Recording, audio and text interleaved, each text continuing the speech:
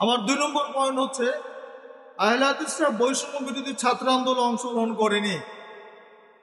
কোন কোন হুজুর এখন দেখেন যে সামাজিক যোগাযোগ মাধ্যমে খুব লম্বা লম্বা লেকচার দেয়, হ্যাঁ, যে বৈষম্য বিরোধী ছাত্র আন্দোলনে অমুককে দেখি নাই তমুককে দেখি নাই, এখন তো অনেক কথা বলা হচ্ছে। তো মূলত তাদের উদ্দেশ্যে আমাদের বলা, ফেসবুক গরম করা খুব সহজ।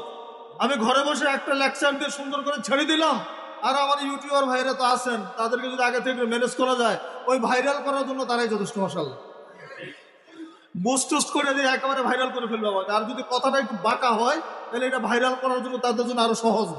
মানে সোজা কথা ভাইরাল হয় না, বেকা কথাটা ভাইরাল হয় বেশি।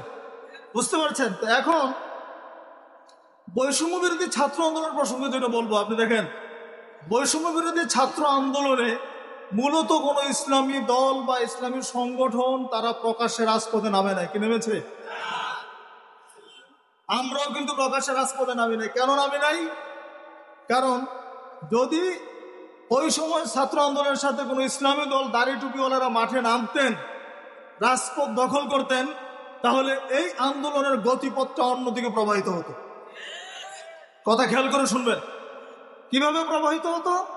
তখন বলতো যে এরা জঙ্গি, এরা মৌলবাদী। ছাত্রদের যে মৌলিক দাবি, যেটা যৌক্তিক দাবি বৈষম্য বিরোধী আন্দোলনের, এইটাকে অন্য খাতে প্রবাহিত করার একটা সুযোগ তৈরি হতো। যারা এই যে বাংলাদেশ মৌলবাদী রাষ্ট্র হয়ে যাচ্ছে, জঙ্গি রাষ্ট্র হয়ে যাচ্ছে, সব দাড়ি টুপিওয়ালারা রাস্তায় নেমে গেছে, এই দেশে আর কোনো সেকুলারদের জায়গা হবে না, এখানে ডেমোক্রেসির কোনো চর্চা হবে না, গণতন্ত্র থাকবে না। এবার পশ্চিমারা কিন্তু এটাকে সমর্থন করতো না। সেই কারণে কোনো ইসলামী সংগঠন কিন্তু ওই সময় মাঠে নামে নাই। 1 নম্বর কারণ আমরা বললাম, এই কারণে মূলত ইসলামী সংগঠনগুলো প্রকাশ্যে ময়দানে নামে নাই। কিন্তু প্রত্যেকটা সংগঠনেরই এবং ইসলামী ব্যক্তিত্ব যারা আছেন, ইল্লা মাশাআল্লাহ কেউ অন্যপন্থী ভিন্ন মতের থাকতে পারেন, এদেশের অধিকাংশ আলেম ওলামা এবং অধিকাংশ ইসলামের সংগঠন কিন্তু এই বৈষম্য বিরোধী ছাত্র আন্দোলনের জোরালো সমর্থক ছিল। ঠিক না ভাই? ঠিক। আচ্ছা, নাম্বার 2, অংশগ্রহণ করে নাই, ব্যানার নিয়ে করে নাই, কথা ঠিক। কিন্তু আহলে হাদিস যুব সংঘের ছাত্ররা করে নাই, এটাও কিন্তু একেবারে শতভাগ ঠিক নয়। কারণ আমাদের ছাত্র সংগঠনের যারা কর্মী ছিল, তারা ঢাকা বিশ্ববিদ্যালয় সহ অন্যান্য বিশ্ববিদ্যালয় বা কলেজে তারা কিন্তু স্ব অবস্থান থেকে ছাত্র আন্দোলনের সাথে স্ব অবস্থান থেকে জড়িত ছিলেন, যে রেকর্ড আমাদের কাছে আছে। তাহলে অংশগ্রহণ করে নাই এই কথা বলা কি ঠিক?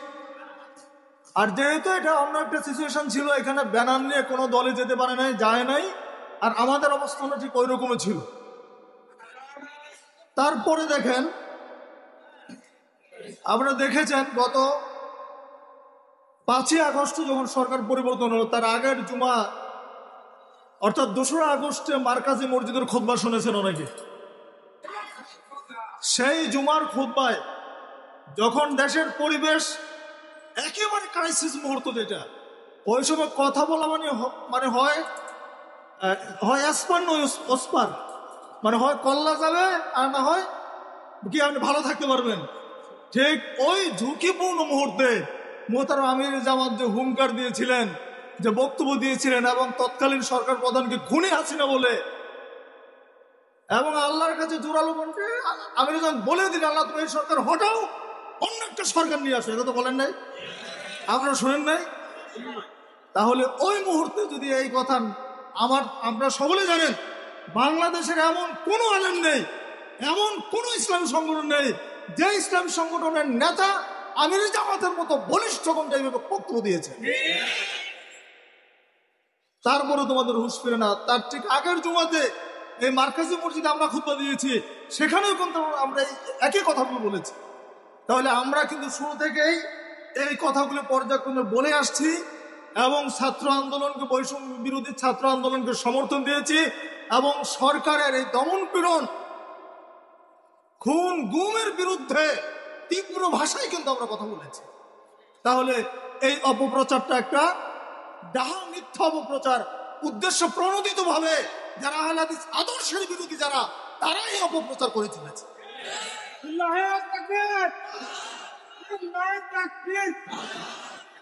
সকল বিধান বাতিল করো।